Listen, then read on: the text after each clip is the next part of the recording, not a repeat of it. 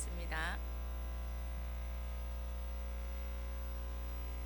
가서 우리 옆에 축복하면서 찬양하겠습니다.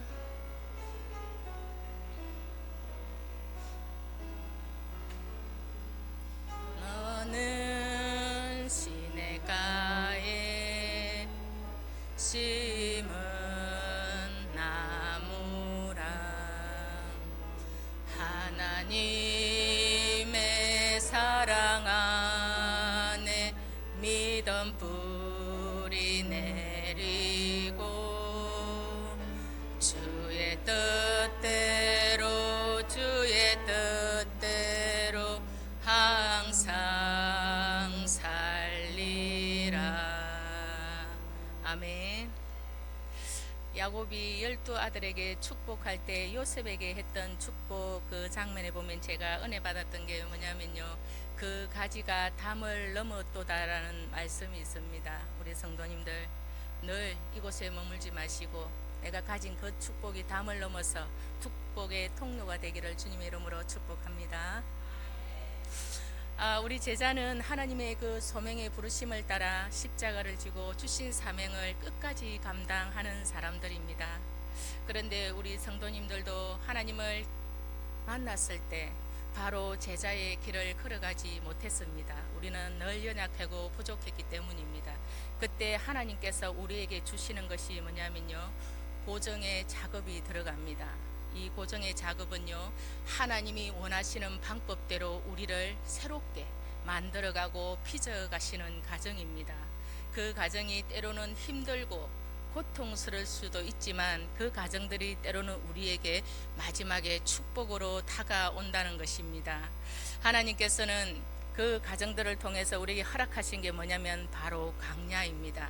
그 강야에서 우리의 낮추는 법을 배우게 하시고 때로는 인내를 배우게 하셔서 정말 하나님 말씀만 따라서 하나님만을 의지하고 살아갈 수 있는 길을 열어주십니다. 그러면서 우리의 신앙의 단계가 하나하나씩 넘어갈 수 있습니다. 우리 성도님들도 내가 처음에 하나님을 만났던 그 시간부터 어떤 단계를 넘어왔는지 본인은 잘 알고 계실 것입니다. 여전히 멈지 못하는 그 신앙에 지금 내가 머물러 있는 사람들도 있을 것입니다.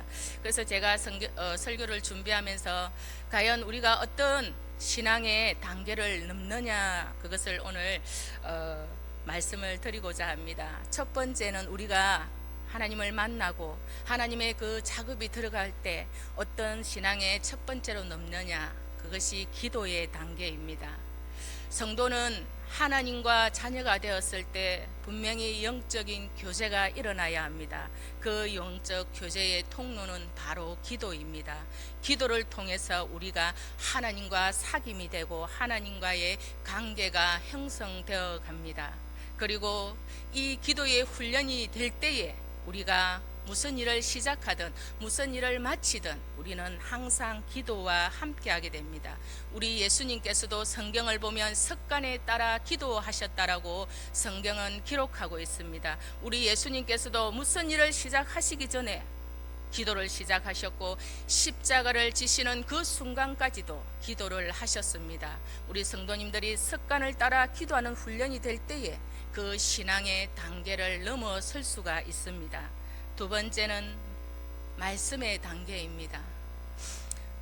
요한복음에 보면요, 이런 말씀이 있습니다. 어디 갔죠?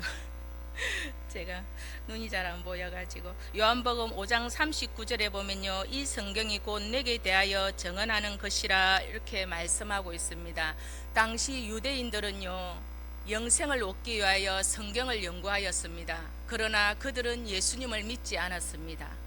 우리가 예수님을 믿는다고 이 자리에 나와 있지만 우리가 말씀 속에서 예수님을 만나지 않으면 우리의 신앙은 단계를 넘어갈 수가 없습니다. 우리가 말씀을 알아야 예수님이 어떤 분이고 우리가 그 예수님의 삶을 닮아가고 제자의 삶을 걸어갈 수가 있습니다. 그리고 우리가 말씀 안에서 하나님이 무슨 말씀을 하는지, 하나님의 뜻과 계획이 무엇인지, 하나님의 약속이 무엇인지 우리가 알아야 그 하나님의 약속을 붙들고 우리가 걸어갈 수 있는 것입니다. 성도 여러분, 내가 지금 말씀과 멀어져 있다면 나의 신앙은 지금 이 단계를 넘어설 수 없습니다. 우리가 늘 말씀과 가까이 하고 그 말씀이 내가 말씀을 이끌어가는 것이 아니라 말씀이 나를 이끌어갈 때에 우리가 이 말씀의 단계를 뛰어넘을 수가 있습니다. 우리 성도님들 다 말씀과 친해졌어서 그 단계를 뛰어넘으시기를 바랍니다. 세 번째는 순종의 단계입니다. 믿음은 어떤 열매를 맺습니까? 믿음의 열매는 순종입니다. 믿음은 절대 순종을 우리에게 요구하고 있습니다. 내가 믿음이 있다 하고 내 삶에 순종이 없다면 그 사람은 믿음이 없는 것입니다. 그러면 지금 나는 정말 믿음 생활을 잘하고 있는가? 나는 하나님이 기뻐하는 그 믿음을 소유하고 있는가? 그것을 알 수 있는 것은 나는 지금 하나님의 말씀 앞에, 하나님이 나에게 명령하신 그 명령 앞에 나는 지금 순종하고 있는가? 자기 자신을 한번 돌아보시기를 바랍니다. 내가 지금 순종하고 있다면 나의 믿음은 하나님께서 원하시는 그런 믿음에 가지고 소유하고 계시는 분입니다. 그러나 내가 작은 것 하나 순종하지 않고 간다면 그 믿음은 온전한 믿음이 될 수 없습니다. 그래서 우리 성도님들, 내가 하나님 앞에 순종할 때에 내가 이 단계를 뛰어넘어서 이제는 제자의 길을 걸어갈 수 있습니다. 오늘 본문에서 예수님께서는 제자들에게 너희들이 순종할 때에 어떤 자세로 순종해야 되냐고 말씀하고 있습니다. 그리고 예수님은 말씀을 시작하시기 전에 질문을 던지는데요. 그 질문이 뭐냐면요, 너희들이 이 말을 들을 때에 종의 자리에서 듣지 말고 입장을 바꿔서 너희들이 주인이라면 그의 종에 대해서 어떻게 하겠냐라고 질문을 던지고 있습니다. 첫 번째 질문이 7절입니다. 너희 중 누구에게 밭을 갈거나 양을 치거나 하는 종이 있어서 밖에서 돌아왔을 때에 그들을 바로 앉아서 먹으라 말할 자가 있겠느냐, 주인이 종에게.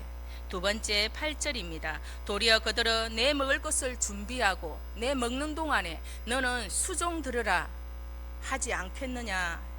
두 번째 질문입니다. 세 번째 질문은 내 맹한대로 다 하였다고 종에게 감사하겠느냐. 종은 하루 종일 밭에서 일을 하고 집에 돌아와서 쉬지 못하고 주인을 위하여 다시 음식을 준비하고 주인의 수종을 들는 이 종은 주인에게 어떤 대답을 해야 되겠습니까? 우리 주인은 또 어떤 대답을 듣기를 원하실까요? 나는 무익한 종입니다. 다만 나는 할 일을 한 것뿐입니다. 이렇게 고백하지 않겠습니까? 오늘 주님께서는 제자들에게 말씀을 듣는 오늘 우리들에게 이렇게 말씀합니다. 이와 같이 너희도라고 말씀합니다. 이와 같이 너희도 명령받은 것을 다 행한 후에 나는 무익한 종입니다. 내가 단지 한 것을 한 것뿐입니다. 고백하는 겁니다. 여기서 중요한 것은 하나님이 명령하신 것을 다 행한 후에라는 겁니다. 그것이 무익한 종이 할 수 있는 대답입니다. 우리는 하나님께서 우리에게 명령하신 모든 것을 다 행한 후에 나는 무익한 종입니다. 고백할 수 있습니다. 그리고 오늘 이 종을 볼 때에 종의 의무는 무엇입니까? 바로 순종입니다. 다 행한 후에 100% 순종한 것입니다. 명령을 받은 것을 다 순종해야만이 우리가 무익한 종으로 살아갈 수가 있습니다. 순종의 모범을 보이신 분이 누구이십니까? 바로 예수님입니다. 예수님께서는 하나님의 본체시나 그 높은 자리를 버리시고 이 땅에 낮고 낮은 인간의 몸으로 오셨습니다. 그리고 십자가의 지기까지 복종하시고 십자가의 죽음으로 그 순종을 완성하셨습니다. 우리 그리스도인이라면 예수님의 이 종의 순종을 우리는 본받아 살아야 합니다. 그 삶이 바로 제자의 삶입니다. 그리고 종은 어떤 일을 해내든지 만만의 준비가 다 되어 있어야 합니다. 여기서 오늘 본문에 보면요, 띠를 띠고라는 것은 어떤 일을 하기 위하여 만만의 준비가 되어 있는 상태를 말합니다. 주인이 언제든지 부를 때 달려갈 수 있고 주인이 언제든지 일을 맡길 때 나는 할 수 있습니다라고 준비되어 있는 종이 무익한 종입니다. 그런데 예수님의 종이 이처럼 충성을 다했다고 칭찬을 하겠느냐, 사례를 하겠느냐, 오늘 이렇게 말을 합니다. 종은 자신에게 맡겨진 모든 사역을 다 행한 후에 스스로 가르쳐 나는 무익한 종이라 말할 수밖에 없습니다. 오늘 예수님께서 종의 삶을 비유하시면서 너희가 제자라면, 너희가 정말 제자의 삶을 살아가고 있다면 어떻게 해야 되는지 오늘 우리에게 말씀을 하고 있습니다. 우리는 어떻습니까? 지금 나는 하나님 앞에 무익한 종으로 살아가고 있는지 우리 자신을 한 번쯤은 돌아봤으면 좋겠습니다. 그리고 예수님의 제자 무익한 종은 우리가 어떻게 하면, 어떻게 해서 우리가 무익한 종이라 고백할 수 있는가? 첫 번째는 우리는 전적으로 주님의 것입니다. 예수님의 그 십자가 보혈의 공로로 우리 하나님께서는 우리를 사신 바 되셨습니다. 종은 소유권이 없습니다. 우리는 하나님의 소유입니다. 우리는 하나님의 것으로 살아갑니다. 내가 많은 것을 가지고 내가 삶의 축복을 받고 내가 육신의 건강을 얻고 내가 많은 것을 가졌다 할지라도, 지식을 가졌다 할지라도 그 모든 것은 하나님의 은혜입니다. 그리고 내가 부와 명예도 없고 건강도 없고 물질도 없고 아무것도 가진 것이 없고 초라한 모습이라 할지라도 우리는 하나님의 은혜로 살아가는 존재들입니다. 왜냐하면 하나님의 은혜가 아니고는 지금 이 순간도 나에게 없는 시간이기 때문입니다. 그리고 하나님의 것으로 살아가는 성도는 늘 자족하는 은혜가 우리 삶에는 있어야 합니다.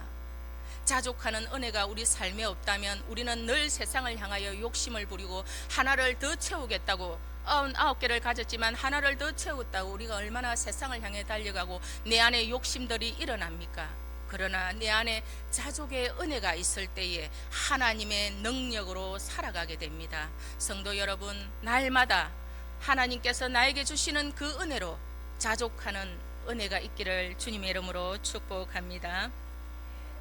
둘째는 하나님께서 우리에게 하라고 명령하신 모든 것을 다 행할 때까지 거쳐서는 안 됩니다. 종은 주인에게 절대 순종하는 자리에 있어야 합니다. 세상 일에는 순서가 있고 이유가 있고 방법이 있습니다. 그러나 종은 무슨 일을 해야 하는지, 어떻게 해야 하는지, 어디서 해야 하는지 어떻게 따질 필요가 없습니다. 종에게는 판단할 능력도 없고 불평할 권리도 없습니다. 제가 한때 이 순종의 훈련을 단계를 넘어갈 때에 저에게 별명이 하나 있었는데 그게 왜요였습니다. 하나님께서 네가 이것을 해라 할 때 제가 왜 이것을 해야 합니까? 많은 사람들이 저렇게 많은데 제가 왜 해야 합니까? 매일 왜요 따졌더니 함께 기도하는 목사님께서 다음에 혹시 간정 집회를 할 때 제목을 왜요라고 붙이고 집회를 하라고 저에게 말씀을 하셨습니다. 제가 왜 그랬을까요? 여전히 내가 주인 되어 살아가니 주님의 명령 앞에 왜요라는 말이 나오더라는 겁니다. 그러나 우리는 내가 주인이 아니라, 성도 여러분, 우리가 예수 그리스도를 믿는 순간 내 안에 주인이 바뀌었다는 사실을 기억하시기를 바랍니다. 내가 예수 그리스도를 믿는 순간 내 안에 주인이 바뀌었습니다. 그런데 우리가 여전히 내가 주인이 되어서 살아간다면 주님이 명령하시는 그 작은 것 하나도 우리는 순종할 수 있는 능력이 없다라는 것입니다. 주인이 종에게 요구하는 순종이 99%일까요? 아닙니다. 주인은 종에게 원하는 순종은 100% 순종을 원합니다. 그래서 우리는 날마다 하나님께서 원하실 때 100% 순종의 자세로 나아가야 됩니다. 제가 이 설교를 준비하면서 신학교 다닐 때 교수님께서 레포트 쓰라는 책이 하나 있었습니다. 갑자기 그 책이 생각나서 책꽂이를 뒤지다가 다시 한번 읽었는데요. 그것이 우리 혹시 아시는 분도 계시는가 모르겠는데 유정옥 사모님이 쓴 울고 있는 사람과 함께 울 수 있어서 행복했다라는 책입니다. 제가 이 책을 레포트 쓰기 위해서 읽는데 이 1페이지, 2페이지 이 한 장이 넘어가지 못했습니다. 그 자리에 앉아서 얼마나 울었는지. 그런데 제가 금요일 날 다시 그 책을 꺼내서 읽는데 여전히 눈물이 나오더라고요. 그래서 제가 줄을 쫙 긋고 지금도 눈물이 난다, 제가 그렇게 적었습니다. 이 유정옥 사모님은 교회를 하시는 분이었습니다. 그런데 어느 날 남유한 옷을 입고 한 남자가 아들 하나 딸 하나를 데리고 교회에 옵니다. 그 시간은 그 교회 오기 위해서가 아니라 지나가다가 예배 시간이 되어서 이곳에 예배하러 들렸다라고 그럽니다. 그런데 이 남자는 누가 봐도 아들의 자녀들에 비해서 나이가 많고 누가 봐도 병이 깊어 보였습니다. 몇 번을 왔지만은 어디에 사는지 누구인지 도대체 말을 하지 않았습니다.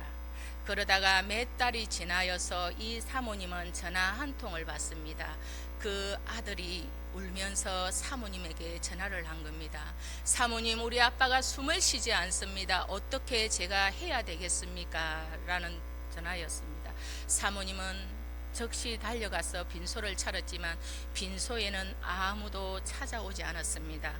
그 아이들은 초등학교 남자아이는 6학년이었고 딸아이는 초등학교 2학년이었습니다. 그렇게 그 아버지는 두 자녀를 두고 세상을 떠났습니다. 이유중옥 사모님께서는 그 빈소를 지키면서 이 아버지를 생각하면서 글을 썼습니다. 그 아버지는 병든 몸으로 왜 성남에서 종로 5가까지 우리 교회의 먼 곳까지 예배드리러 왔을까? 우리는 성남 쪽에 살지 않기 때문에 성남에서 종로 5구까지 거리는 잘 모르지만 엄청난 먼 거리라고 그럽니다. 그리고 무엇을 기도했을까? 아마도 저 아이들을 부탁하지 않았을까? 그리고 제가 눈물을 흘렸던 장면이 이것입니다. 병든 아버지의 기도 부탁을 듣고 하나님은 부지런히 찾았으리라. 그 아이들을 잘 길러줄 새 부모를 위하여. 저는 이것을 보면서 하나님은 이 병든 아버지의 그 간절한 기도를 듣고 순종할 자를 얼마나 찾았을까. 누군가의 순종하지 않을 때에 하나님은 또 열심히 그 아버지의 기도를 듣고 순종할 자를 찾고 있는 아버지의 마음이 느껴져서 제가 엄청 울었던 기억이 있습니다. 그래서 사모님은 또 이렇게 기록합니다. 그 후보가 내가 뽑힌 게 아닐까. 그런데 그 다음 제목이 나는 가슴이 뛰기 시작한다, 이렇게 기록을 하고 있습니다. 우리에게는 정말 작은 것 하나도 순종할 수 없는데 우리에게 이런 순종을 하나님께서 요구하신다면 우리는 어떻게 하겠습니까? 사탄아 물러가라, 이거는 내 생각이다. 하나님은 다른 사람의 요구, 설마 나에게 이 아이들을 맡아주라고 말씀하시겠나? 우리는 그러지 않겠습니까? 그런데 유정옥 사모님은 그 감동을 받았을 때 자신의 가슴이 뛰었다라고 기록을 합니다. 왜입니까? 하나님이 우리 부부를 이렇게 착하게 보셨나? 하나님이 우리 부부를 이렇게 믿으셨나? 거기에서 가슴이 뛰었다라고 말을 합니다. 성도 여러분, 하나님께서 때로는 우리에게 하나님의 일들을 요구하실 때 순종도 원하시지만 우리에게 순종을 요구할 때에 다른 누군가의 기도 응답일 수 있다라는 겁니다. 제가 여기서 깨달았습니다. 작은 것이라도 감동이 올 때는 여러분들 순종하시기를 바랍니다. 제가 신학교 다닐 때 사실 사업이 쫄딱 망해가지고 등록금 낼 돈도 없어갖고 정말 카드를 끌고 가면서 다녔 적이 있습니다. 그런데 어느 날 아는 목사님이 전화가 오셨습니다. 하나님께서 등록금을 대어달라고. 그래서 감사합니다 했는데 제가 그때 또 하나님의 그 은혜를 받은 적이 있습니다.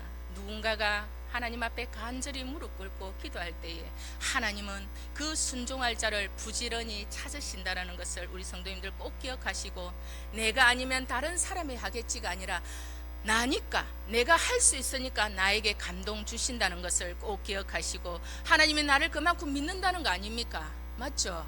그렇기 때문에 작은 것 하나에도 순종할 수 있는 우리 성도님들 다 되시기를 바랍니다. 그리고 성도 여러분, 누군가가 그 일을 한다고 했어요. 다 할 수 있는 것은 아닙니다. 제가 우리 장애 산태를 하는 선배 목사님 거기 교회를 갔는데요. 하나님이 저에게 주신 감동이 그렇습니다.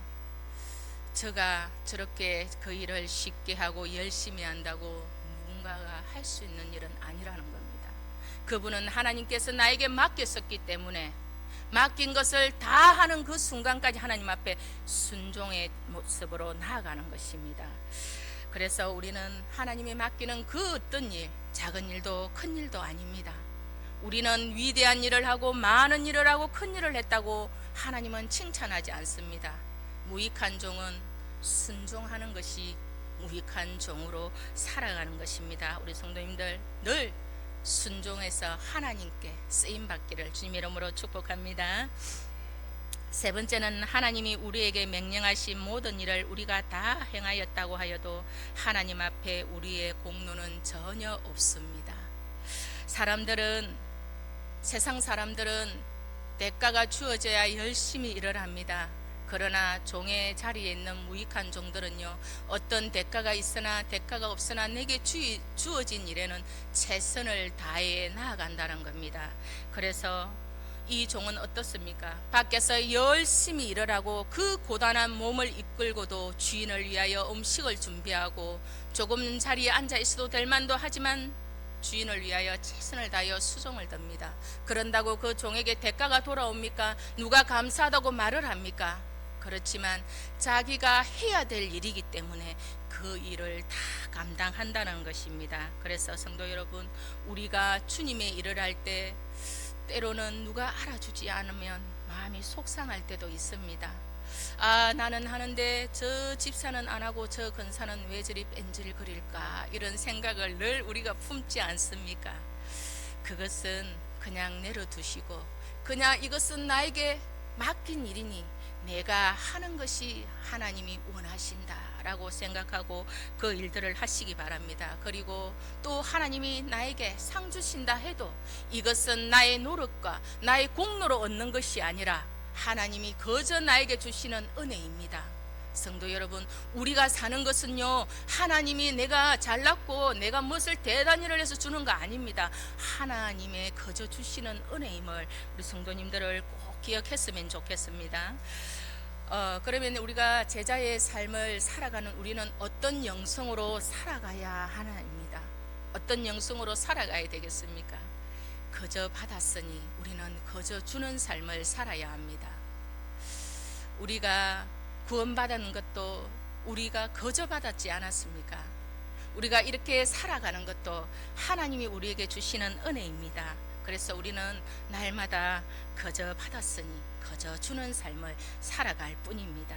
맥스 루케이도는 이렇게 말을 합니다. 아무 보상도 기대하지 않는 채 사랑하도록 요청받은 것이 제자의 소명이다 라고 말을 합니다. 예수님께서는 제자들을 부르시고 많은 능력을 주셨습니다. 병든 자를 고치고 귀신을 쫓아내고 많은 것을 주셨지만 마지막에 이렇게 말을 합니다. 그것은 너희 능력이 아니야, 너희 공로가 아니야. 너희들은 나에게 거저 받았으니 너희는 거저 주라고 말씀하셨습니다. 그런데 요즘 어떻습니까? 좀 인기 있는 많은 사역자들이 돈 없는 목회자는요, 그런 세미나 가지도 못합니다. 얼마나 돈을 받는지, 제가 어느 세미나에 등록했는데 등록비가 100만 원이에요. 그래서 그 목사님이 하시는 말씀이 있었습니다. 나도 이것을 배우려고 돈을 몇 천을 투자했다라고 하시더라고요. 우리는요, 그런 삶은 무익한 삶이 아닙니다. 그 모든 것은 내 능력이 아니라 하나님이 주시기 때문에 지금 하나님께서 그 사람을 들어 쓰신다는 겁니다. 그러니 우리도 거저 받았으니 거저 주는 인생을 살아야 하는데요, 이것은 내가 선물로 받았기 때문에, 내가 돈이 있다, 가난한 자를 섬겨라, 이것도 하나님이 주신 은혜잖아요. 하나님이 나에게 재물 얻을 능력을 주시지 않으면 우리가 그 재물을 얻을 수 있겠습니까? 내가 건강이 나쁘면 어떻게 직장에 가서 그 돈을 벌 수가 있겠습니까? 이 모든 것이 하나님이 나에게 선물로 주신 것입니다. 그래서 우리는 은혜로 받은 것은 은혜로 돌려주는 그 삶이 바로 거저 받았으니 거저 주는 삶입니다. 나에게 뭔가 있습니까? 그것은 내 것이라고 부여잡지 마시고 이것 또한 하나님이 나에게 주셨으니 내 주변에 흘러보내는 것이 하나님의 은혜를 받은 자의 삶입니다. 우리 사도 바울 선생님께서 이 은혜를 많이 받지 않았습니까? 우리 사도 바울 사도 바울은 이렇게 말을 합니다. 이는 그가 사랑하는 자 안에서 우리에게 거저 주신 바 그의 은혜의 영광을 찬송하게 하려 하는 것이니라, 이렇게 말씀합니다. 사도 바울은 자기는 복음의 빚진 자였습니다. 그리고 사랑의 빚진 자였습니다. 사도 바울은 예수님이 믿기 전에 교회를 얼마나 핍박했습니까? 자기 마음에는 늘 그것이 걸렸던 겁니다. 그래서 성경에 보면 다른 사도들보다 내가 더 수고하였다라고 말을 합니다. 그러면서도 이 또한 하나님의 은혜다. 나의 나된 것은 다 하나님의 은혜이기 때문에 내가 가진 지식, 내 지위 모든 것을 배설물로 여기고 나는 오직 십자가 외에 자랑할 것이 없다. 그러면서 자기는 무익한 종이라고 고백을 하고 있습니다. 오늘 우리는 사도 바울처럼 복음에 빚진 자들입니다. 하나님의 은혜를 거저 받았기 때문에 우리가 세상에 그 거저 받은 빚을 돌려드려야 합니다. 그래서 성도 여러분, 우리의 최선의 방법은 내가 받은 그 복음의 은혜를 내 주변 사람들에게 흘려보내는 것입니다. 복음의 빚진 자들이 할 수 있는 가장 영광스러운 일입니다. 그냥 머물러 있지 마시고 하나님께 기도하십시오. 내 입술에 성령의 능력을 주셔서 내가 복음을 담대히 전할 수 있도록 하나님 은혜를 다하여 주시옵소서. 나는 할 수 없으나 하나님은 할 수 있다 고백할 때에 하나님은 우리에게 능력을 주실 것입니다. 그리고 고린도전서는 이렇게 말을 합니다. 씨를 뿌리고 물을 주는 자는 우리가 할 일이지만 자라게 하시는 분은 하나님이시라고. 우리는 듣든지 안 듣든지 복음을 전해야 되고 그 복음을 듣고 자라고 복음을 듣고 나오는 것은 하나님 앞에 맡기시기 바랍니다.